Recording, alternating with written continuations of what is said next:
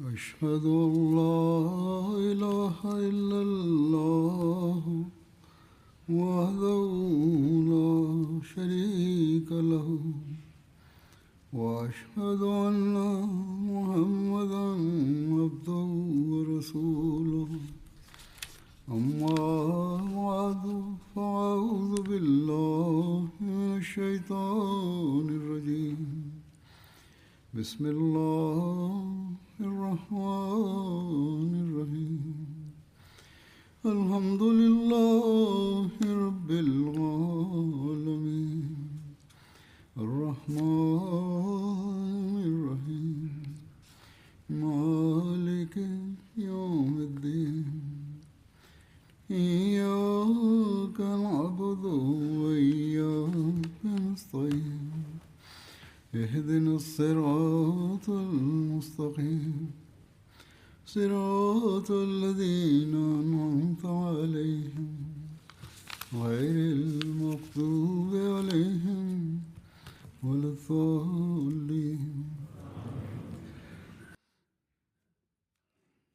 जलसे खां पहिरियां मके जी फ़तह जे वाक़िअनि जो ज़िक्र थी रहियो हो।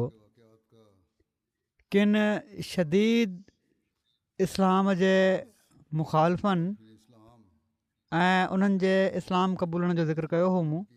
इन्हनि मां कुझु ॿिया बि आहिनि। वहशी बिन हर्ब हिकिड़ो आहे। ग़ज़वा उहद में हज़रत हमज़ा खे इन ई शहीद कयो हो ऐं मके जी फ़तह खां पोइ ताइफ़ भॼी वियो। जॾहिं ताइफ़ वारनि इस्लाम क़बूल कयो त हीउ बि आयो ऐं इस्लाम क़बूल करे वरितईं। बुख़ारी जी रिवायत में वहशी जे इस्लाम क़बूल करण जो ज़िक्र हीअं आहे, जेको ख़ुदि उन बयानु कयो आहे त चए थो त मां मके में तरसियो रहियुसि एसि ताईं जो जॾहिं इन में इस्लाम पकड़ियो पोइ मां ताइफ़ ॾांहुं हलियो वियुसि। माण्हुनि पाण सॻोरनि सलाहु वसलम ॾांहुं एलची मोकिलिया ऐं मूंखे चयो वियो त पाण सॻोरा सलाहु वसलम एलचिन खे कुझु नथा चवनि। उन्हनि चयो त मां उन्हनि सां गॾु निकितुसि एसि ताईं जो मां रसूलुल्लाह सलाहु वसलम वटि पहुतुसि त पाण जॾहिं मूंखे ॾिठाऊं फ़रमायाऊं छा तूं वहशी आहीं? मूं चयो जी हा। त पाण सॻोरनि सलाहु वसलम फ़रमायो तूं हमज़ा खे क़तलु कयो हो? मूं चयो ॻाल्हि इहा ई आहे जेका तव्हां ताईं पहुती आहे। पाण सॻोरनि सलाहु वसलम फ़रमायो छा तुंहिंजे लाइ मुमकिन आहे त तूं पंहिंजो चहिरो मूंखां लिकाए वठि? चवनि था उनखां पोइ हीअ चयाऊं त मां निकिरी वियुसि, उतां हलियो वियुसि। माना त हुज़ूर जो मतिलबु इहो हुयो पाण सॻोरनि सलम जो त मूंखे पंहिंजो चहिरो न ॾेखार त जीअं मूंखे ॿीहर ख़्यालु न अचे। पोइ जॾहिं रसूलुल्लाह सलाहु वसलम फ़ौत थिया ऐं मुसलमा कज़ाब बग़ावत कई, चवनि था त मूं चयो त मां मुसलमा ॾांहुं ज़रूरु वेंदुसि त जीअं मां उनखे क़तलु कयां त जीअं इन जे ज़रिए हज़रत हमज़ा जो बदिलो अदा करे सघां। इन्हनि चयो त मां बि माण्हुनि सां गॾु निकितुसि। पोइ इन जो हाल थियो जेको थियो, माना त उनखे क़तलु कयो वियो। चवनि था त मूं ॾिठो त हिकिड़ो शख़्स भित जी हिकिड़ी दर्ज़ में बीठो आहे। ईअं पियो लॻे त ॼण त कणक रंगो हिकिड़ो उठ आहे, मथे जा वार छिड़ आहिनि। हीउ मुसलमा कज़ाब हुयो उते बीठो हुयो जंहिंखे उन्हनि ॾिठो। उन्हनि चयो त मां उनखे पंहिंजी बड़छी हईं, नंढो भालो हयो ऐं उहो उनखे उनजे छातियुनि जे विच में हयुमि एसि ताईं जो हू उनजे ॿिन्ही कुल्हनि जे विच मां उहो नंढड़ो भालो निकिरी वियो। उन्हनि चयो त अंसार मां हिकिड़ो शख़्स उन्हनि ॾांहुं वठी भॻो ऐं उनजी खोपड़ी ते तलवार जी ज़रब हयईं। अहिड़ी तरह हू क़तलु कयो वियो। अहिड़ी तरह हिकिड़ी अमर बिन हाशिम जी बानी सारा हुई। हीअ मुग़निया हुई। मके जी फ़तह खां अॻु हुज़ूर जी ख़िदमत में हाज़िर थी ऐं हुज़ूर खां कुझु घुरियईं ऐं मुहताजी जो शिकवो कयईं। हुज़ूर सलाहु वसलम फ़रमायो तुंहिंजी नग़मे सराई खे छा थियो? तूं त ॾाढा गाना ॻाईंदी हुईं, पैसा कमाईंदी हुईं। उन चयो त जॾहिं खां मुशरिकनि जा सरदार ग़ज़वा बदर में मारिजी विया आहिनि, उन्हनि गाना ॿुधणु बंदि करे छॾिया आहिनि। पाण सॻोरनि सलाहु वसलम उनखे हिकु उठ अन अता फ़रमायो। पोइ हू कुरैश वटि अची वई। इब्न ख़तल उनखे रसूलुल्लाह सल्लल्लाहु अलैहि वसल्लम जे बारे में हजविया शेर ॿुधाईंदो हुयो। हीअ इनाम वठण जे बावजूदि बि पंहिंजी हरकतुनि खां न मुड़ी ऐं हीअ उहे शेर ॻाईंदी हुई, हजविया जेके शेर हुआ। ऐं हीअ उहा ई हुई जंहिं वटां हज़रत हातिब जो ख़तु मिलियो हुयो। इन इस्लाम क़बूल कयो ऐं हज़रत उमर जी ख़िलाफ़त ताईं जीअरी रही। अहिड़ी तरह हिकिड़ी इब्न ख़तल जी बानी फ़रतना हुई, हीअ बि हुज़ूर जे बारे में हजविया शेर ॻाईंदी हुई। उन इस्लाम क़बूल करे वरितो हो। पोइ हज़रत हारिस बिन हशाम जे इस्लाम क़बूल करण जे बारे में लिखियलु आहे। हीउ मके जो हिकिड़ो हरदिल अज़ीज़ रईस हुयो ऐं अबू जहल जो पीउ तरफ़ां भाउ हो। हज़रत ख़ालिद बिन वलीद जी भेण उन जी घरवारी हुई। मके जी फतह जे मौक़े ते ही ऐं अब्दुल्ला बिन अबी रबिया हज़रत उमेहानी जे घर दाख़िल थी विया, छो त हज़रत अली उन्हनि जे पुठियां उन्हनि खे क़तलु करण जे लाइ अची रहिया हुआ। हज़रत उमेहानी हिननि ॿिन्ही खे पंहिंजे घर में लिकाए पाण सॻोरनि सलाहु वसलम जी ख़िदमत में हाज़िर थी अर्ज़ु कयो त मां हिननि खे पनाह ॾिनी आहे। जंहिं ते पाण सॻोरनि सलाहु वसलम हज़रत उमेहानी खे फ़रमायो, जंहिंखे तूं पनाह ॾिनी उनखे असां पनाह ॾिनी। हारिस बिन हशाम बयानु कनि था त असीं 2 ॾींहं इन घर में तरसिया रहियासीं। पोइ असां पंहिंजे घरनि ॾांहुं हलिया वियासीं। असीं अङण में वेठा हुआसीं ऐं असांखे को बि कुझु न पियो चवे। असांखे हज़रत उमर खां ड्रिज लॻंदो हो। चवनि था त बख़ुदा मां लोई वेढ़ियूं पंहिंजे दर ते वेठो हुउसि त ओचितो हज़रत उमर अची विया। उन्हनि सां गॾु कुझु मुस्लमान हुआ। उन्हनि सलाम कयो ऐं लंघे विया। बयानु कनि था त मूंखे शर्म पियो अचे त रसूलुल्लाह सल्लल्लाहु अलैहि वसल्लम मूंखे ॾिसनि, छो त पाण सॻोरनि सलाहु वसलम मूंखे हर हंधि मुशरिकनि सां गॾु ॾिठो हो। पोइ मूंखे पाण सॻोरनि सलाहु वसलम जी नेकी, रहमत ऐं सिला रहमी यादि अची वई। मां हुज़ूर सां मुलाक़ात कई। उन वक़्तु पाण मस्जिद हराम में दाख़िल थी रहिया हुआ। पाण मूंसां खंदा पेशानी सां मुलाक़ात कयऊं। मां पाण सॻोरनि सलाहु वसलम खे सलाम कयो ऐं कलमा शहादत पढ़ियो। पाण फ़रमायाऊं, सभु तारीफ़ूं अलाह ताला जूं आहिनि जंहिं तोखे हिदायत ॾिनी आहे। तो जहिड़ो इंसानु इस्लाम खां कीअं परे रही सघे पियो? हारिस चयो, बख़ुदा मां ॾिसी वरितो आहे त इस्लाम खां परे नथो रही सघिजे। अहिड़ी तरह सुहेल बिन अमर जो इस्लाम क़बूलणा, हीअ बि मके जो रईस हुयो ऐं हीअ उहो ई हुयो जेको हुदैबिया वारो मुआदो करण जे लाइ कुरैश पारां नुमाइंदे तौरु आयो हो। सुहेल बिन अमर बयानु कनि था त जॾहिं पाण सॻोरा सलाहु वसलम मके में दाख़िल थिया ऐं ग़ालिब थी विया त मां पंहिंजे घर में दाख़िल थी वियुसि। मां दर बंदि करे छॾियो। मां पंहिंजे पुटु अब्दुल्ला खे हुज़ूर सलाहु वसलम जी ख़िदमत में मोकिलियुमि त जीअं हू मोहम्मद सलाहु वसलम खां मुंहिंजे लाइ पनाह तलब करे। मूंखे डपु हुयो त किथे मूंखे क़तलु न कयो वञे। हज़रत अब्दुल्ला हुज़ूर जी ख़िदमत में हाज़िर थिया ऐं चयाऊं, या रसूलल्लाह सलाहु वसलम, मुंहिंजा वालिद तव्हां खां अमान तलब कनि पिया था। मके वारनि खे त आम माफ़ी ऐं अमान ॾिनी वञी चुकी हुई। दरअसल ही उहे अहमतुल कुफ़र हुआ ऐं एॾा शदीद मुख़ालिफ़ रही चुका हुआ जो उन्हनि खे तसली न पई थिए ऐं सोचे ई न पिया सघनि त हू अमान में रहंदा। ऐं पंहिंजी जाहिलाणी सोच जे मुताबिक़ उन्हनि खे हिकिड़ो खुटको लॻो पियो हूंदो हो त हिननि खां पलउ वरितो वेंदो, जंहिंजे करे उन्हनि पंहिंजे पुट खे वरी ॿीहर पाण सॻोरनि सलाहु वसलम जी ख़िदमत में बि मोकिलियो। पाण सॻोरनि सलाहु वसलम फ़रमायो, ठीकु आहे, हू अलाह ताला जी अमान सां अमुन में आहे, हू साम्हूं अचे। माना त आज़ादु ॿाहिरि घुमंदो फिरंदो करे। रसूलुल्लाह सल्लल्लाहु अलैहि वसल्लम पंहिंजे चौधारी वेठल साहबनि खे फ़रमायो, तव्हां मां जेको सुहेल सां मिले त उनखे तिखियुनि नज़रुनि सां न ॾिसे।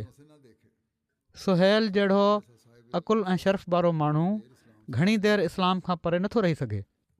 उन ॾिसी वरितो आहे त जंहिं अमर में हू हो उहो उन जे लाइ नफ़े बख़्श नाहे, माना त जेका कुफर जी हालति आहे।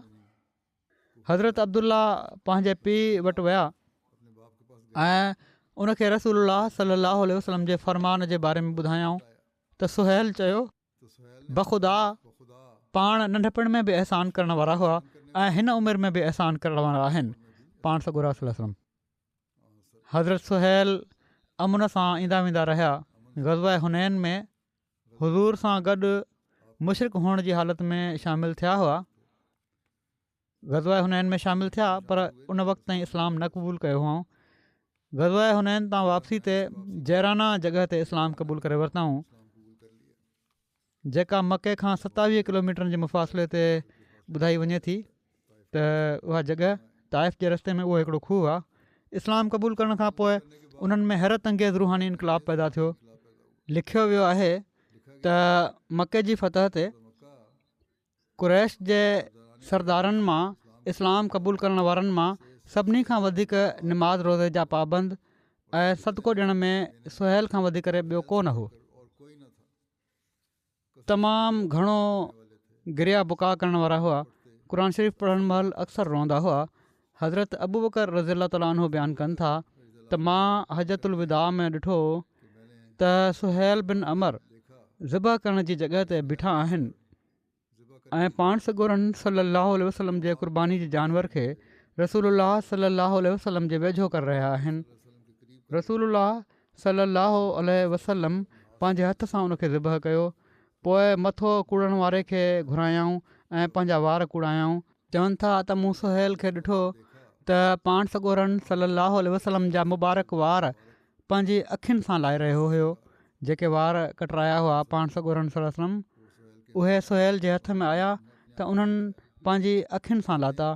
चवनि था त उन वक़्तु मूंखे यादि अची वियो त इहो ई सुहेल सुलह हुदैबिया महल हुज़ूर खे बिस्मिल्लाह रहमान रहीम लिखण खां रोके रहियो हुयो, जेका मुआदे ते लिखी वञणी हुई ऐं लफ़्ज़ मोहम्मद सां रसूल लिखण ते बि मोतरज़ हुयो। ऐं जेसि ताईं रसूलुल्लाह जो लफ़्ज़ ड्राथो न वियो उन मुआदो लिखणु शुरू न कयो हो। हज़रत अबू बकर रज़ियल्लाहु ताला अन्हु चवनि था त मां अलाह ताला जी हमदो सना बयानु कई जंहिं सुहेल खे इस्लाम ॾांहुं हिदायत ॾिनी ऐं पोइ जॾहिं हिदायत ॾिनई त पोइ इख़लास ऐं वफ़ा में तमामु घणो वधिया। सुहेल बिन अमर जो हिकिड़ो ॿियो कारनामो बयानु कयो वञे थो। चवनि था सुहेल कुरैश जा ज़बरदस्त ख़तीब बि हुआ। हीअ ग़ज़वा बदर में काफ़िर हुअण जी हालति में मुस्लमाननि जा क़ैदी बणिया। उन्हनि पंहिंजे चपनि ते निशान बणाए रखियो हो। हज़रत उमर उन मौक़े ते अर्ज़ु कयो त या रसूलल्लाह, हिन जा साम्हूं वारा 2 ॾंद कढाए छॾियो जिथे हिन निशान बणाए रखिया आहिनि। हीअ पाण सॻोरनि सल्लल्लाहु अलैहि वसल्लम जे ख़िलाफ़ु कॾहिं बि ख़िताब करण जे लाइ बीह न सघंदो। हिन जा ॾंद कढी छॾियो, वात में ॾंद न हूंदा त सही तरह ॻाल्हाए न सघंदो। पाण सॻोरनि सल्लल्लाहु अलैहि वसल्लम फरमायो, ऐं उमर हिन खे छॾे ॾे, परे नाहे त हीअ अहिड़े मक़ाम ते बीहे जो तूं इन जी तारीफ़ करीं। हज़रत उमर रज़ियल्लाहु ताला अन्हु त उनखे सज़ा ॾियाराइणु चाहिनि पिया। पाण सॻोरनि सल्लल्लाहु अलैहि वसल्लम चयो, न कुझु नाहे चवणो। हिकिड़ो मौक़ो ईंदो जॾहिं हीअ उन जॻह ते बीहंदो ऐं अहिड़ियूं ॻाल्हियूं कंदो जो तूं इन जी तारीफ़ कंदे। बहरहाल हीअ चवनि था त हीअ मक़ाम उन वक़्तु आयो जॾहिं रसूलुल्लाह सल्लल्लाहु अलैहि वसल्लम जी वफ़ात थी त मके वारा मुतज़लज़ल थी विया। जॾहिं कुरैश मके वारनि खे मुर्तद थींदे ॾिठो ऐं हज़रत अताब बिन असीद उमवी जो जेके पाण सॻोरनि सल्लल्लाहु अलैहि वसल्लम तरफ़ां मके वारनि ते अमीर मुक़ररु हुआ उहे लिकी पिया। अहिड़ी ख़राबु हालति थी वई त उन वक़्तु हज़रत सुहेल बिन अमर ख़िताब कंदे उथी बीठा ऐं चयऊं, ऐं कुरैश जा गिरोह, तव्हां आख़िर में इस्लाम क़बूलियो आहे। आख़िर में इस्लाम क़बूले सभिनी खां पहिरियां इर्तदाद अख़्तियार करण वारा न बणिजो। ख़ुदा जो कसम, हीउ दीन अहिड़ी तरह पखिड़िजंदो जहिड़ी तरह जो चंड ऐं सिज तुलू ऐं ग़ुरूब ताईं पखिड़िजंदा आहिनि। अहिड़ी तरह पाण मनत सुहेल हिकिड़ो डिघो ख़िताबु कयो, जीअं त हिन ख़िताब मके वारनि जी दिलनि ते असरु कयो ऐं हू रुकिजी विया। हज़रत असाब बिन असीद जेके लिकी पिया हुआ, उन्हनि खे घुरायो वियो ऐं कुरैश इस्लाम ते साबित क़दम थी विया। पोइ हज़रत उत्बा ऐं मोतिब जे इस्लाम क़बूल करण जे बारे में लिखियलु आहे त हज़रत अब्बास खां रिवायत आहे त जॾहिं फ़तह मका जे ॾींहुं पाण मके में आया त पाण सॻोरन सल्लल्लाहु अलैहि वसल्लम मूंखे फ़रमायो, तुंहिंजा भाइटिया अबू लहब जा पुट उत्बा ऐं मोतिब किथे आहिनि? मूंखे नज़र न आहिनि आया। पाण सॻोरन सल्लल्लाहु अलैहि वसल्लम फ़रमायो त मां उन्हनि खे ॾिठो कोन्हे, हू किथे आहिनि? हज़रत अब्बास चयो त हू ॿियनि मुशरिकनि वांगुरु पासो कंदड़ आहिनि। पाण सॻोरन सल्लल्लाहु अलैहि वसल्लम फ़रमायो, उन्हनि खे मूं वटि वठी अचो। हज़रत अब्बास सुवार थी उरना विया, जेका अरफ़ात जे वेझो हिकिड़ी वादी आहे, ऐं उन्हनि खे वठी आया। पाण सॻोरन सल्लल्लाहु अलैहि वसल्लम उन्हनि खे इस्लाम जी दावत ॾिनी त उन्हनि इस्लाम क़बूल करे वरितो ऐं ॿिन्ही बैत करे वरिती। पोइ पाण उथी बीठा, उन्हनि खे हथ खां पकड़ियाऊं ऐं उन्हनि खे मुल्तज़िम वठी आया, जेको हजर असवद ऐं काबे जे दरवाज़े जे विच में बैतुल्लाह जी भित जो हिसो आहे, जंहिंसां चिंबड़ी दुआ घुरणु मसनून आहे ऐं हीअ दुआ जी क़बूलियत जो ख़ासि मक़ामु आहे। ऐं कुझु देरि दुआ घुरियाऊं, पोइ वापसि हलिया आया। ख़ुशी हुज़ूर जे चहिरे ते ॾिसी सघिजे पई। हज़रत अब्बास चयो, या रसूलल्लाह सल्लल्लाहु अलैहि वसल्लम, अलाह तव्हांखे ख़ुशि रखे, मां तव्हांजे चहिरे ते ख़ुशी जा असर ॾिसां पियो थो। पाण फ़रमायाऊं, मां पंहिंजे चाचे जे ॿिनि पुटनि खे पंहिंजे रब खां घुरियो हुयो त उन मूंखे ई इनायत करे छॾिया।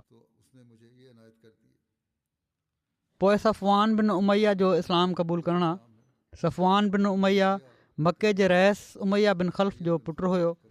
जाहिलियत जे ज़माने में कुरैश जे अशराफ़ मां हो ऐं कुरैश जे सभिनी खां वधीक फ़सीहुल बयान माण्हुनि मां हिकु हो ऐं इस्लाम जो सख़्तु दुश्मन हो।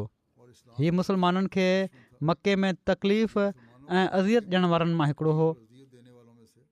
ग़ज़वे बदर खां पोइ उन पाण सॻोरन सल्लल्लाहु अलैहि वसल्लम जे क़त्ल जी साज़िश बि कई हुई ऐं उमैर बिन वहब खे इन कम जे लाइ तयारु कयो हुअईं। तोड़े खणी इन जो नालो उन्हनि माण्हुनि में शामिलु न हुयो जंहिं जे क़त्ल जो हुकुम थियो हुयो, पर हीउ ख़ुदि इन ख़ौफ़ ऐं अंदेशे विचां मके मां भॼी वियो हुयो त उनखे मारियो वेंदो। हीउ बहिरा अमर तरफ़ जिदे ॾांहुं भॼी वियो हुयो। उमैर बिन वहब जेको इन जो दोस्त हुयो ऐं इस्लाम क़बूल करे चुको हुयो, हीउ उहो ई उमैर हुयो जंहिंखे सफ़वान हीउ चई करे पाण सॻोरन सल्लल्लाहु अलैहि वसल्लम खे क़त्ल करण जे लाइ मदीने मोकिलियो हुयो त तूं हिननि खे क़त्ल करे छॾ त तुंहिंजे ॿार बचनि जी कफ़ालत ऐं आनत मुंहिंजे हवाले हूंदी। पर उमैर जॾहिं मदीने पहुता त पाण सॻोरन सल्लल्लाहु अलैहि वसल्लम खे हिननि जे समूरे मनसूबे जो इल्मु थी वियो ऐं हीउ मौजूदो ॾिसी उमैर ओॾी महिल ई इस्लाम क़बूल करे वरितो। हाणे फ़तह मका जे मौक़े ते उमैर पंहिंजे दोस्त सफ़वान जे इस्लाम आणण जो ख़्वाहिशमंद हुयो ऐं मुतफ़किर हुयो। हज़रत उमैर बिन वहब पाण सॻोरन सल्लल्लाहु अलैहि वसल्लम जी ख़िदमत में हाज़िर थिया ऐं अर्ज़ु कयाऊं, या रसूलल्लाह सल्लल्लाहु अलैहि वसल्लम, सफ़वान मुंहिंजी क़ौम जो सरदार आहे। हू तव्हांजे ख़ौफ़ विचां भॼी वियो आहे, तव्हां उनखे अमान अता फ़रमायो। पाण सॻोरन सल्लल्लाहु अलैहि वसल्लम फ़रमायो, इनखे अमान आहे। उन्हनि दरख़्वास्त कई त मूंखे पंहिंजी का निशानी अता फ़रमायो जेका मां उनखे तव्हां तरफ़ां अमान तौरु ॾेखारे सघां। पाण सॻोरन सल्लल्लाहु अलैहि वसल्लम पंहिंजी पहिरियल पग लाथी ऐं उनखे ॾेई छॾियऊं। जॾहिं उमैर सफ़र जो इरादो कयो एसि ताईं जो सफ़वान वटि पहुची विया जो जेको ॿेड़ी में चढ़ण वारो हो। हज़रत उमैर उनखे चयो, मां उन ज़ात वटां आयो आहियां जेको सभिनी माण्हुनि खां वधीक पाक बाज़ आहे, सभिनी माण्हुनि खां वधीक सिला रहमी करण वारो आहे। पाण खे हलाकत में न विझ। मां तुंहिंजे लाइ रसूलुल्लाह सल्लल्लाहु अलैहि वसल्लम जी अमान खणी आयो आहियां। सफ़वान चयो, मां तोसां गॾु वापसि न वेंदुसि एसि ताईं जो तूं मूंखे उन्हनि जी का निशानी ॾेखारीं जंहिंखे मां सुञाणींदो हुजां। इन ते उन्हनि हुज़ूर जी ॾिनल पग ॾेखारी। सफ़वान हज़रत उमैर सां गॾु वापसि अची वियो। हू रसूलुल्लाह सल्लल्लाहु अलैहि वसल्लम वटि हाज़िर थियो त पाण उन वक़्तु मस्जिद में असाबनि खे ट्रिपहर जी नमाज़ पढ़ाए रहिया हुआ। जॾहिं पाण सलाम वरायूं त सफ़वान ॾाढिया आवाज़ में चयो, ऐं मोहम्मद सल्लल्लाहु अलैहि वसल्लम, उमैर मूं वटि तव्हांजी लोई खणी आयो आहे त तव्हां मूंखे अमान ॾिनी आहे। पाण सॻोरनि सल्लल्लाहु अलैहि वसल्लम फरमायो त बिल्कुलु सही आहे। उन चयो त मूंखे 2 महीननि जी मोहलत ॾियो, मां फ़िलहालु इस्लाम क़बूलु करणु नथो चाहियां। पाण सॻोरनि सल्लल्लाहु अलैहि वसल्लम फरमायो, तोखे 4 महीना ॾिना था वञनि, उमेदु आहे त तूं इस्लाम क़बूलु करे वठंदे। जीअं त सफ़वान मुशरिक हुअण जी हालत में ई मके में रहणु लॻो। जॾहिं पाण हवाज़न विया ऐं ग़ज़वे ताइफ़ ऐं हुननि खां पोइ गनीमत जो माल विरहायाऊं त पाण सफ़वान खे ॾिठाऊं। हू उन माथिरी खे ॾिसी रहिया हुआ जेका ॾुढुनि ॿकरियुनि सां भरियल हुई।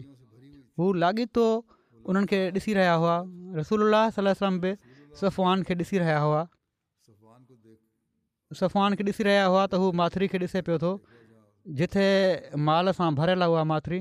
पाण सॻोरनि सल्लल्लाहु अलैहि वसल्लम फरमायो, छा इन माथिरी तोखे हैरत में विझी छॾियो आहे त केतिरो माल आहे इन माथिरी में? सफ़वान चयो, हा। पाण सॻोरनि सल्लल्लाहु अलैहि वसल्लम फरमायो, हीअ माथिरी ऐं इन में जेको कुझु आहे सभु कुझु तुंहिंजो आहे, खण इनखे। सफ़वान इन्हनि जे सॼे मालनि ते कब्ज़ो करे वरितो ऐं चयाईं त जंहिं उम्दा तरीक़े ते नबी जो नफ़्स सखावत करे थो, अहिड़ी तरह को बि नथो करे सघे ॿियो।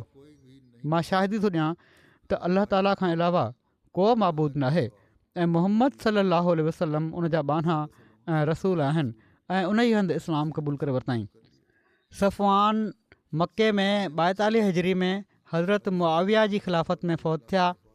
के चवनि था त हज़रत उस्मान जी शहादत जे हंगामे महल शहीद थिया। मके जी फ़तह जे मौक़े ते इस्लाम क़बूलु करण वारनि हिननि मके जे रहिसनि जी अक्सरियत बाद में पंहिंजी ज़िंदगीअ में हिकिड़ो ज़बरदस्त रूहानी इनकलाब पैदा कयो हुयो।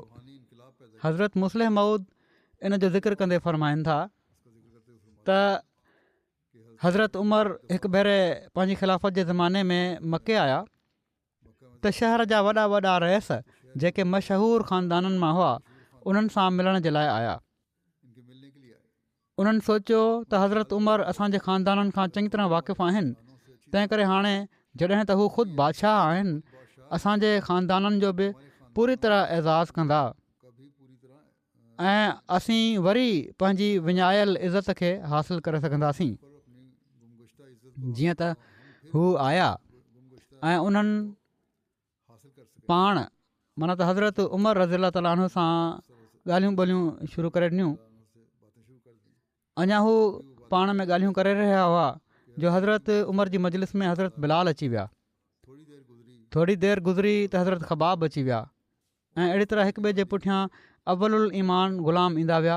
माना त शुरू में जेके ईमान आणण वारा हुआ ग़ुलाम हुआ उहे सभई हिक ॿिए खां पोइ हिकु हिकु करे ईंदा विया। ही उहे माण्हू हुआ जेके हिननि रहिसनि या उन्हनि जे अबनि ॾाॾनि जा ग़ुलाम रही चुका हुआ। बहरहाल रहिस वेठा हुआ। ही समूरा अचण वारा जेके हुआ ही उन्हनि जे अबनि ॾाॾनि जा ग़ुलाम हुआ जहिड़ो की ॿुधायो मूं। ऐं जॾहिं हू ग़ुलाम हुआ त उन वक़्तु पंहिंजी ताक़त जे ज़माने में ही माण्हू उन्हनि ते तमामु शदीद ज़ुल्म कंदा हुआ। हज़रत उमर हर ग़ुलाम जी आमद ते उनजो इस्तक़बाल कयो। माना त उहे जेके ग़ुलाम हुआ माज़ीअ जा ग़ुलाम ऐं अॼोका मोज़िज़ माण्हू हुआ उन्हनि जो मोज़िज़ तौरु इस्तक़बाल कयाऊं। हज़रत मुस्लिम लिखनि था त हज़रत उमर हर ग़ुलाम जे अचण ते उनजो अहिड़ी तरह इस्तक़बाल कयो जीअं रहिस हुजनि ऐं रहिसनि खे चयाऊं त तव्हां थोरो पोइते थी वञो। रहिस मजलिस में अॻिते वेठा हुआ। जॾहिं ही पुराणा ईमान आणण वारा अचनि पिया त पाण उन्हनि रहिसनि खे जेके मके जा रहिस हुआ चवनि पिया त थोरो पोइते हटी वञो, हिननि खे अॻिते वेहणु ॾियो। एसि ताईं जो उहे नौजवान रहिस जेके हज़रत उमर सां मिलणु आया हुआ, हू पोइ हटंदे हटंदे दरवाज़े ताईं पहुची विया। उन ज़माने में के वॾा वॾा हालत हूंदा कोन हुआ, हिकिड़ो नंढिड़ो कमिरो हूंदो, ऐं छो त उहे सभई उन में मापी न पिया सघनि, तंहिं करे पोइ हटंदे हटंदे रहिसनि खे जुतियुनि में वेहणो पियो। जॾहिं मके जा उहे रहिस जुतियुनि में वञी पहुता ऐं उन्हनि पंहिंजी अखियुनि सां ॾिठो त कहिड़ी तरह हिकिड़े खां पोइ हिकिड़ो मुस्लमान ग़ुलाम आयो ऐं उनखे अॻिते विहारण जे लाइ हिननि माण्हुनि खे या रहिसनि खे पोइ हटण जो हुकुम ॾिनो वियो, त उन्हनि जी दिलि ते ॾाढो धकु लॻो।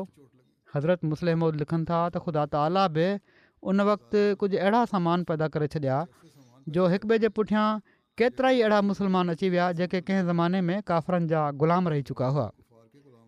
जेकॾहिं यकदमि गॾिजी उहे रहिस पोइ हटनि हा त उन्हनि खे अहसासु बि न थिए हा, पर छो त बार बार उन्हनि खे पोइ हटणो पियो, तंहिं करे हू इन ॻाल्हि खे बर्दाश्त न करे सघिया ऐं उथी ॿाहिरि हलिया विया।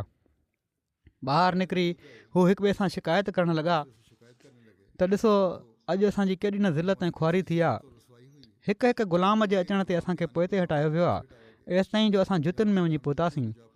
इन ते उन्हनि मां हिकिड़े नौजवान चयो त इन में ॾोह कंहिंजो आहे, उमिरि जो आहे या असांजे अॿनि ॾाॾनि जो आहे? जेकॾहिं तव्हां सोचियो त मालूम थींदो त इन में हज़रत उमिरि जो त को ॾोह कोन्हे, हीअ असांजे अॿनि ॾाॾनि जो ॾोह हुयो जंहिंजी अॼु असांखे सज़ा मिली आहे। छो त ख़ुदा जॾहिं पंहिंजो रसूल मबूस फ़रमायो त असांजे अॿनि ॾाॾनि मुखालफ़त कई, पर हिननि ग़ुलामनि उनखे क़बूलु कयो ऐं हर क़िस्म जी तकलीफ़ खे ख़ुशीअ सां बर्दाश्त कयऊं। तंहिं करे अॼु जेकॾहिं असांखे मजलिस में ज़लील थियणो पियो आहे त इन में उमिरि जो को ॾोह कोन्हे, असांजो पंहिंजो ॾोह आहे। इन जी हीअ ॻाल्हि ॿुधी ॿिया चवणु लॻा त असां हीअ त मञी वरितोसीं त हीअ असांजे अॿनि ॾाॾनि जे क़ुसूर जो नतीजो आहे, पर छा हिन ज़िलत जे दाग़ खे ख़तमु करण जो को ज़रियो बि आहे या नाहे को? इन ते सभिनी पाण में सलाह कई त असांजी सम्झ में त का ॻाल्हि कोन थी अचे, हलो हज़रत उमर खां ई पुछी था वठूं त इन जो छा इलाजु आहे। जीअं त हू हज़रत उमर वटि आया ऐं चवणु लॻा त अॼु जेको कुझु असां सां थियो आहे इन जी तव्हांखे बि चङी तरह ख़बर आहे ऐं असां बि ख़ूब ॼाणूं था। हज़रत उमर फ़रमाइणु लॻा त माफ़ु कजो, मां मजबूर हुउसि, छो त हीअ उहे माण्हू हुआ जेके पाण सॻोरनि सल्लल्लाहु अलैहि वसल्लम जी मजलिस में मौज़ज़ हुआ। शायदि तव्हांजा ग़ुलाम हूंदा, पर पाण सॻोरनि सल्लल्लाहु अलैहि वसल्लम जी मजलिस में हीअ माण्हू मौज़ज़ हुआ, तंहिं करे मुंहिंजो बि फ़र्ज़ु हो त मां उन्हनि जी इज़त कयां हा। हिननि चयो त असांखे ख़बर आहे त हीअ असांजे ई क़ुसूर जो नतीजो आहे, पर छा हिन ऐब जे टुके खे ख़तमु करण जो को ज़रियो आहे बि? हज़रत मुस्लिम मौद फ़रमाइनि था त असां माण्हू त इन जो अंदाज़ो नथा करे सघूं। हिन ज़माने में अॼुकल्ह जेके असां हिते वेठा आहियूं, अॼुकल्ह इन्हनि जो अंदाज़ो लॻाइणु तमामु ॾुखियो आहे त उहे माण्हू जेके मके जा रहिस हुआ हू मके में केॾा हलंदी पुॼंदी वारा हुआ, पर हज़रत उमर उन्हनि जे ख़ानदानी हालात खे चङी तरह ॼाणनि पिया। पाण मके में पैदा थिया हुआ ऐं मके में ई वॾा थिया हुआ, तंहिं करे हज़रत उमर ॼाणनि पिया त हिननि नौजवाननि जा अबा ॾाॾा केॾी न इज़त रखंदा हुआ। हज़रत उमर खे ख़बर हुई त को शख़्स उन्हनि जे साम्हूं अखि खाइण जी बि ज़रूरत न करे सघंदो हो। पाण ॼाणंदा हुआ त उन्हनि जो केॾो न रोब ऐं दबदबो हुयो। जॾहिं उन्हनि हीअ ॻाल्हि चई त हज़रत उमर जे साम्हूं हिकु हिकु करे ई समूरा वाक़िया अची विया ऐं मथनि रिकत तारी थी वई। उन वक़्तु पाण रिकत जे ग़लबे जे करे ॻाल्हाए बि न सघिया, सिर्फ़ु पाण हथु खयाऊं ऐं उतर पासे आङुर सां इशारो कयाऊं, जंहिंजो हीउ मतिलबु हुयो त उतर में माना त शाम में के इस्लामी जंगियूं थी रहियूं आहिनि, जेकॾहिं तव्हां इन्हनि जंगियुनि में शामिलु थी वञो त मुमकिन आहे त इन जो कफ़ारो थी वञे। जीअं त हू उतां उथिया ऐं जल्दी इन्हनि जंगियुनि में शामिलु थियण जे लाइ हली पिया। तारीख़ ॿुधाए थी त उहे जेतिरा बि रहिसज़ादा हुआ उन्हनि मां हिकिड़ो शख़्स बि जीअरो वापसि न आयो, सभई उन हंधि शहीद थी विया ऐं अहिड़ी तरह उन्हनि पंहिंजे ख़ानदाननि जे नाले तां ज़िलत जो दाग़ ख़तमु कयो। बयानु कयो वञे थो त यरमूक वारी जंग में हिननि रहसनि क़ाबिल तारीफ़ जुरत ऐं जांफ़िशानी जो मुज़ाहिरो कयो। जीअं त हज़रत मुस्लिम मौद बयानु फ़रमायो आहे त जॾहिं जंग ख़तमु थी त मुस्लमाननि ख़ासि तौर ते इकरमा ऐं उन्हनि जे साथियुनि खे तलाश कयो त छा ॾिठऊं त इन्हनि माण्हुनि मां 12 शदीद ज़ख़्मी आहिनि। उन्हनि में हिकिड़ो इकरमा बि हो। हिकिड़ो मुस्लमान सिपाही हिननि वटि आयो ऐं इकरमा जी हालति ॾिठाई तमामु ख़राबु हुअसि। उन चयो, ए इकरमा, मूं वटि पाणी जी नंढी पखाल आहे, तूं कुझु इन मां पाणी पी वठि। इकरमा मूं ॿिए पासे करे ॾिठो त भरिसां ई हज़रत अब्बास जा पुट हज़रत फज़ल ज़ख़्मी हालति में पिया हुआ। इकरमा उन मुस्लमान खे चयो त मुंहिंजी गैरत ई बर्दाश्त नथी करे सघे त जन माण्हुनि रसूलुल्लाह सल्लल्लाहु अलैहि वसल्लम जी उन वक़्तु मदद कई जॾहिं मां हुज़ूर जो शदीद मुख़ालिफ़ हुउसि। हू ऐं उन्हनि जी औलाद त उन जे करे मरी वञे ऐं मां पाणी पी ज़िंदह रहां त हिक ॿिए ख़ातिर क़ुर्बानी जो हिकिड़ो नओं जज़्बो पैदा थियो हो उन्हनि में। तंहिं करे पहिरियां उन्हनि खे माना त हज़रत फज़ल बिन अब्बास खे पाणी पीआर ऐं जेकॾहिं कुझु बची पए त पोइ मूं वटि खणी अचिजांइ। उहो मुस्लमान हज़रत फज़ल वटि वियो। उन्हनि अॻिले ज़ख़्मी ॾांहुं इशारो कयो ऐं चयाऊं त पहिरियां हिन खे पाणी पीआर, हू मूंखां वधीक हक़दारु आहे। हू उन ज़ख़्मी वटि वियो त उन अॻिले ज़ख़्मी ॾांहुं इशारो करे चयो त हू मूंखां वधीक हक़दारु आहे, पहिरियां हिन खे पाणी पीआर। अहिड़ी तरह हू जंहिं सिपाही वटि वेंदो हुयो हू उनखे ॿिए वटि मोकिले छॾींदो हुयो ऐं को बि न पीअंदो हुयो। जॾहिं हू आख़िरी सिपाही वटि ज़ख़्मी वटि पहुतो त हू फ़ौत थी चुको हुयो। हू वापसि ॿिए ॾांहुं आयो एसि ताईं जो इकरमा ताईं पहुतो, पर हू सभई फ़ौत थी चुका हुआ।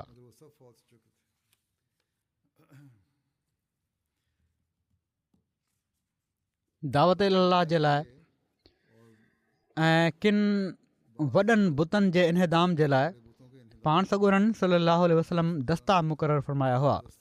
उन्हनि खे रवानो फ़रमायाऊं। इन जो ज़िक्र हीअं थो मिले त मके जी फतह खां पोइ पाण सॻोरन सल्लल्लाहु अलैहि वसल्लम मुख़्तलिफ़ जॻहुनि ॾांहुं दस्ता मोकिलिया। बुनियादी तौर ते ही जंग ऐं क़िताल जे लाइ न हुआ। इन्हनि जो मक़सदु दावत अल्लाह जो पैगाम पहुचाइणु हुयो ऐं किन जॻहुनि ते नसब कयल बुतनि खे किराइणु हो जेके तौहीद ते ईमान आणण में हिकिड़ी रोक हुआ, जंहिंजो फ़र्ज़ी ऐं मसनूई ख़ौफ़ माण्हुनि जी दिलनि में समायल हो ऐं उन्हनि जो ही तसवुरु हिकु ख़ुदा ते ईमान आणण में रोक बणियलु हुयो। अरब वारनि जी अक्सरियत जी दिलनि में टिनि बुतनि या देवियुनि जी वॾी अज़मत हुई। इन्हनि जा नाला ही आहिनि लात, मनात ऐं उज़ा। लात ही देवी ताइफ़ में हुई। सॼे अरब में इन जी अज़मत ऐं तौक़ीर हुई। माण्हू इन जो नालो वठी कसम खणंदा हुआ ऐं उन ते नज़र न्याज़ पेश कंदा हुआ। अमर बिन लुही, जेको अरबनि में बुत परस्ती जो बानी सम्झो वञे थो, उन माण्हुनि जी दिलनि में हीउ ख़्यालु पैदा करे छॾियो त अलाह ताला नौज़बिल्ला सियारे जे मौसम में ताइफ़ में लात वटि ऐं गर्मियुनि जो मौसम उज़ा वटि गुज़ारींदो आहे। मनात ही अरबनि जो तमामु क़दीम बुत हुयो। हीउ समुंड किनारे कुदैद में मके ऐं मदीने जे विच में हो। अरब वारा इन जी ताज़ीम कंदा हुआ ऐं इन ते क़ुर्बानियूं कंदा हुआ। औस ऐं ख़ज़रज ख़ासि तौर ते इन जी एतिरे क़दुरु ताज़ीम कंदा हुआ जो हू मनात जे नाले ते अहराम ॿधंदा हुआ। उन जी अज़मत ऐं ताज़ीम जे पेश नज़र सफ़ा ऐं मरवा जे विच में सही बि न कंदा हुआ। जॾहिं हज कंदा हुआ त पंहिंजा मथा न कुड़ाईंदा हुआ ऐं पर वापसी ते मनात वटि ईंदा हुआ ऐं हिते मथा कुड़ाईंदा हुआ, क़याम कंदा हुआ ऐं इन खां बग़ैर पंहिंजो हज मुकमल न सम्झंदा हुआ। उज़ा ही कुरैश जो सभिनी खां वॾो बुत हुयो जेको नखला जे वेझो नसब हो। इन्हनि इन जे लाइ हिकिड़ी क़ुर्बान गाह बि बणाए रखी हुई जंहिंमें हू पंहिंजूं क़ुर्बानियूं कंदा हुआ। इन जे नाले ते पंहिंजे माण्हुनि जा नाला रखंदा हुआ ऐं इन जो कसम खणंदा हुआ। अमर बिन लुही, जेको अरबनि में बुत परस्ती जो बानी सम्झो वञे थो, इन माण्हुनि जी दिलनि में जेके बुतनि जे बारे में ग़लति ख़्याल शदीद तौर ते पैदा करे छॾिया हुआ, इन जे करे माण्हू इन्हनि बुतनि खां ॾाढो रिझंदा बि हुआ ऐं ॾाढो एतिराम कंदा हुआ। जीअं पहिरियां मां बयानु कयो आहे, उन्हनि जे ख़्याल में अलाह ताला नौज़बिल्ला मुख़्तलिफ़ मौसम हिननि बुतनि वटि गुज़ारींदो हो। बहरहाल अहिड़े क़िस्म जे तसवुरनि उज़ा देवी जी अज़मत एतिरे क़दुरु माण्हुनि में पैदा करे छॾी जो जहिड़ी तरह काबे ॾांहुं नज़र न्याज़ आंदा वेंदा हुआ अहिड़ी तरह हू उज़ा ॾांहुं वठी वञणु लॻा। हीउ उहो ई बुत आहे जो उहद वारी जंग जे मौक़े ते अबू सुफ़ियान फ़तह जी ख़ुशी में इन जो नालो वठंदे चयो हुयो, इन लनल उज़ा वला उज़ा लकुम, त असांजे लाइ उज़ा आहे ऐं तव्हांजो को उज़ा न आहे। ईअं त उमूमन अरब वारा हिननि टिनि बुतनि जी ताज़ीम कंदा हुआ, अलबत उज़ा क़ुरैश जे लाइ मख़सूस हो, लात बनू सकीफ़ ऐं मनात औस ऐं ख़ज़रत जे लाइ ख़ासि हो। अरब वारनि जे तसवुर जे मुताबिक़ हीअ टई मोनस हुआ, माना त देवियूं हुयूं। क़ुर शरीफ़ हिननि टिनी जो ज़िक्र कंदे फ़रमायो आहे, अफ़र अयतुमुल लात वल उज़ा व मनात सालिसतल उख़रा अलकुमुज़ ज़करो वलहुल उन्सा तिलका इज़न क़िस्मतुन ज़ीज़ा इन हिया इल्ला अस्माउन सम्मय्तुमूहा अंतुम व आबाउकुम मा अंज़लल्लाहु बिहा मिन सुल्तान इन यत्तबिऊना इल्ला ज़न्न व मा तहवल अनफुस वलक़द जाअहुम मिन रब्बिहिमुल हुदा।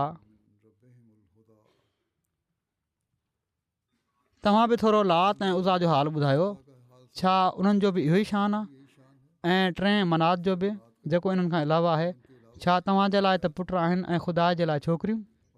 हीअ त तमामु अणपूरी वंड आहे। हीअ त कुझु नाला आहिनि जेके तव्हां ऐं तव्हांजे अबनि ॾाॾनि रखे वरिता आहिनि, न त इन्हनि में का बि हक़ीक़त कान्हे। अलाह हिननि बुतनि जे लाइ को दलील न हिला थो, हू सिर्फ़ु हिकिड़े वहम जी ऐं ख़्वाहिश जी नफ़सानी पैरवी करे रहिया आहिनि ऐं उन्हनि वटि उन्हनि जे रब तरफ़ां हिदायत अची चुकी आहे, पर पोइ बि सम्झनि कोन्ह था।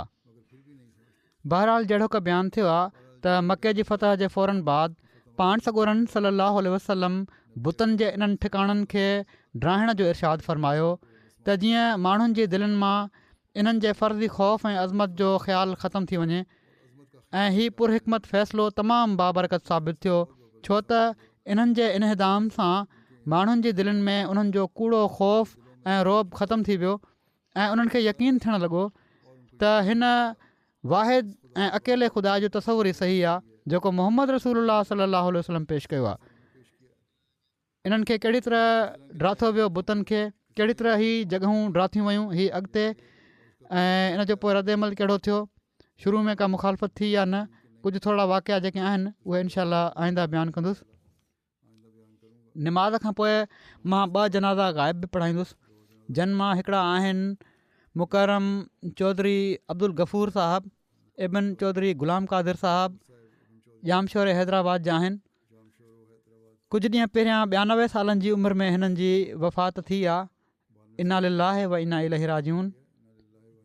ज़िमीदार ख़ानदान सां हिननि जो तालुक़ु हुयो। जबूड़ा कोट मां 1900 जे शुरूआति में कोट अहमदिया शिफ्ट थिया। हिननि जे वालिद सिलसिले ऐं ख़िलाफ़त सां मुहबत सबबु हिननि खे आला दीनी ऐं दुनियाजी तालीम जे लाइ 1942 में कादियान मोकिलियो, जिथे चौधरी साहबु पंहिंजी पाकिस्तान हिजरत ताईं तालीम हासिलु कई ऐं उते बुज़ुर्गनि ऐं असाबनि जी नेक सोबत मां फैज़याब थिया। हिते अचण खां पोइ बाक़ी तालीम चौधरी गफ़ूर साहबु चनियोट ऐं रबुआ में हासिलु कई। पोइ बाद में कराची मां मैकेनिकल इंजीनियरिंग जी डिग्री हासिलु कयऊं ऐं 1993 में रिटायरमेंट थी हिननि जी। इन खां पोइ हिननि ज़िंदगी वक़फ़ कई।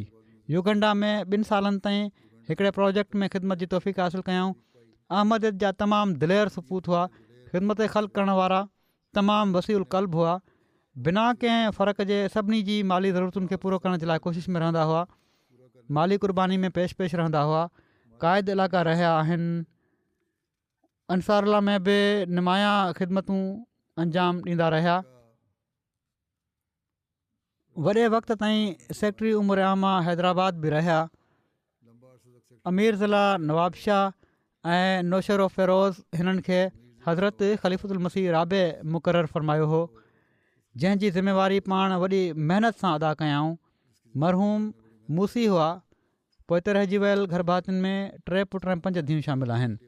हिननि जी हिकिड़ी धीउ हुमेरा साहिबा चवनि थियूं त ख़िदमत ख़ल्क़ खे ई पंहिंजो बैंक बैलेंस चवंदा हुआ ऐं अलाह ताला जी रज़ा खे हासिलु करण जो ज़रियो यकीन रखंदा हुआ। केतिरा ई अहमदी ऐं गैर अहमदी अहिड़ा आहिनि जो हिननि जे ज़रिए उन्हनि जूं ज़रूरतूं पूरियूं थियूं बिना फ़र्क़ु कए।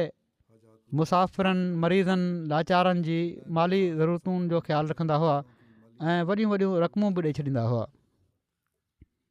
सिलसिले ख़ातिर माली क़ुर्बानी जो जज़्बो बि ग़ालिबु हुयो।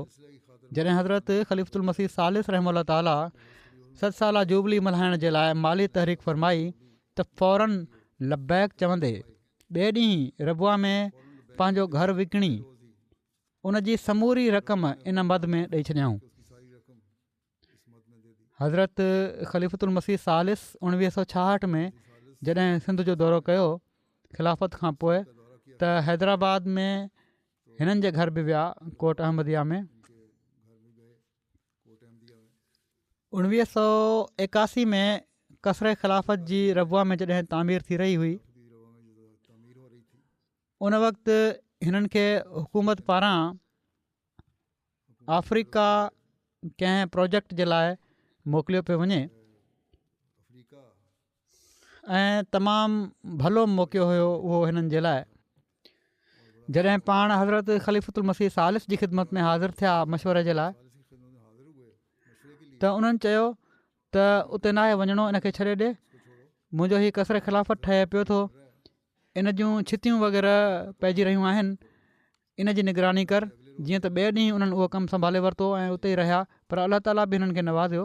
इन खां पोइ जॾहिं हू वापसि विया उते मोकल खे पूरो करे त गवर्नमेंट तरफ़ां उहो ई कॉन्ट्रेक्ट हिननि खे ॿीहर मिली वियो ऐं चवंदा हुआ त हीअ सिर्फ़ु ख़िलाफ़त जी बरक़त सां थियो आहे।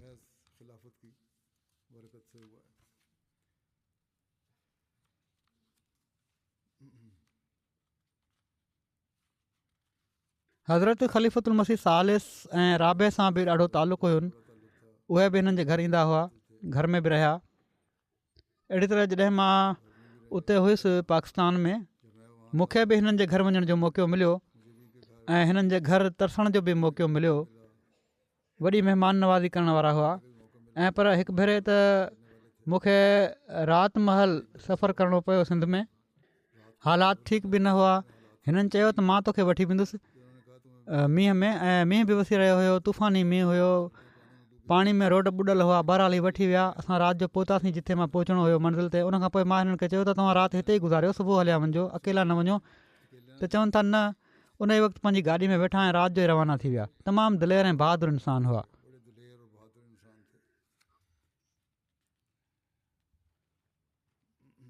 असीराणे राहे मौला जे लाइ बि हिननि जूं ख़िदमतूं क़ाबिल क़दुरु आहिनि।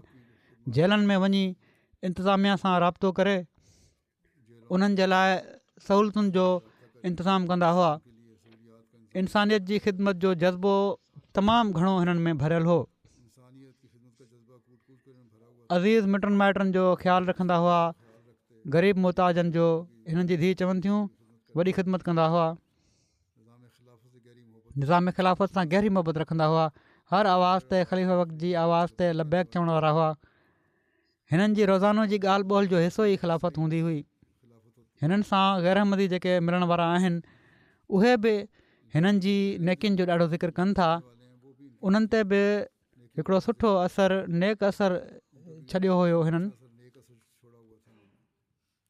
हिननि जी माण्हुनि में उथी वेठी तमामु घणी हुई ऐं हर हंधि हिकिड़े अहमदी जी हैसियत सां सुञाता वेंदा हुआ। गवर्नमेंट जा ऑफिसर, सिंध जा सियासी ख़ानदान जेतिरा हुआ वॾा वॾा, उन्हनि सां सुठा तालुकात हुआ हिननि जा। ऐं उन्हनि खे अक्सर हू जमायत जो छपियल क़ुर शरीफ़ पेश कंदा हुआ ऐं खुली करे जमायत जो तारुफ़ कराईंदा हुआ। ऐं पर मुमकिन हूंदो हुयो त उन्हनि खे रबुआ बि वठी ईंदा हुआ। अलाह ताला हिननि सां मग़फ़िरत ऐं रहम जो वर्ताव फ़रमाए। हिननि जे ॿारनि खे बि हिननि जूं नेकियूं जारी रखण जी तौफ़ीक़ अता फ़रमाए। ॿियो ज़िक्र आहे मुकरम मोहम्मद अली साहब ऑफ 275 करतारपुर फैसलाबाद जो। हीअ बि कुझु ॾींहं पहिरियां 70 सालनि जी उमिरि में फ़ौत थी विया। इना लिल्लाहि व इना इलैहि राजिऊन। अलाह ताला जे फज़ल सां मूसी हुआ। हिननि जा बि 3 पुट ऐं 5 धीअरूं आहिनि। हिकिड़ा पुट हिननि जा सिलसिले जा मुबलिग आहिनि लुसाका ज़ैम्बिया में, जेके अॼुकल्ह हिते जलसे सालियाने UK में शामिलु थियण जे लाइ आयल आहिनि ऐं इन जे करे वालिद जे जनाज़े में बि शामिलु न थी सघिया। इहे ई ताहिर अहमद सैफ़ी साहब मुबलिक चवनि था त वालिद साहब जे ख़ानदान में अहमदियत जी शुरूआति ख़िलाफ़त सानिया जी शुरूआती ॾींहंनि में थी, जॾहिं संदन ॾाॾे नुसरत साहब अहमदियत क़बूल करे जमायत में शमूलियत इख़्तियार कई। मरहूम सोमो सलाद जा पाबंद, तहजद गुज़ार, ख़ुशि मिज़ाज, ख़ामोश तब, सभिनी सां सुठी तरह मिलण वारा, ख़िदमत ख़ल्क़ जे जज़्बे सां सरशार, खंदा पेशानी सां पेश अचण वारा नेक ऐं मुख़लिस इंसान हुआ। ख़िलाफ़त सां तमामु घणो इश्क़ हुयुनि। हर कम जे लाइ पहिरियां ख़लीफ़े वक़्त खे ख़त लिखी दुआ जे लाइ चवंदा हुआ। जमायती ऐं दीनी मामलनि में ख़ामोशी सां हिसो वठंदा हुआ ऐं जेसि ताईं मुमकिन हूंदो हुयो वधि में वधि पंहिंजी हैसियत जे मुताबिक़ माली क़ुर्बानी में बि हिसो वठंदा हुआ। जॾहिं MTA जी शुरूआति थी आहे उन वक़्तु हिननि जे घर TV कोन हुई, त MTA जी शुरूआति थींदे ई फौरी तौर ते TV घर वठी आया त जीअं ख़लीफ़े वक़्त जो आवाज़ लाइव ॿुधणो आहे। चवनि था मूंखे नथो यादि पए ख़लीफ़े वक़्त जी का अहिड़ी तहरीक हुजे जंहिंमें वालिद साहब वधी सदी हिसो न वरितो हुजे।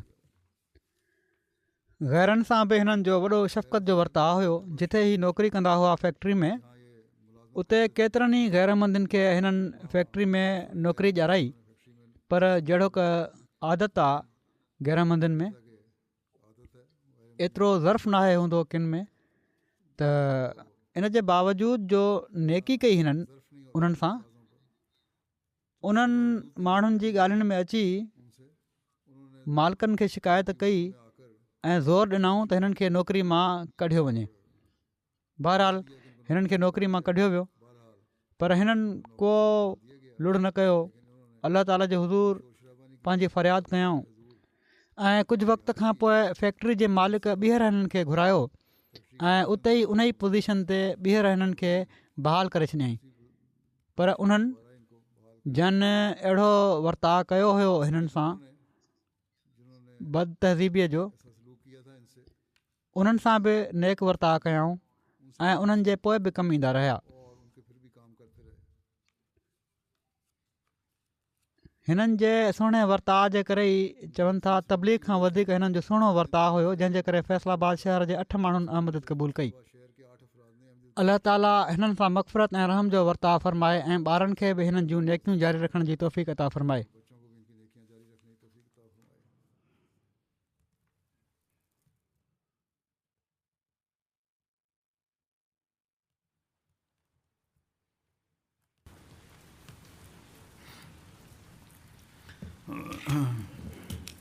अल्हम्दुलिल्लाह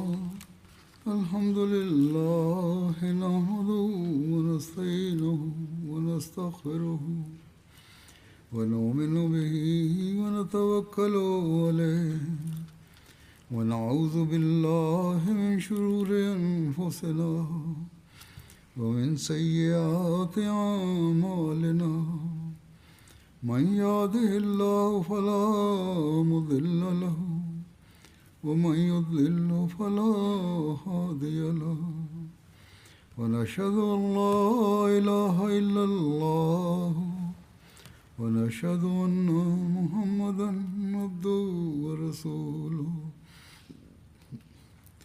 इबादल्लाहि रहिमकुमुल्लाह इन्नल्लाह यअमुरु बिल अदलि वल इहसान वईताइ ज़िल क़ुर्बा वयन्हा अनिल फ़हशाइ वल मुनकरि वल बग़य यइज़ुकुम लअल्लकुम तज़क्करून واذكروا الله يذكركم وادعوه يستجب لكم ولذكر الله أكبر.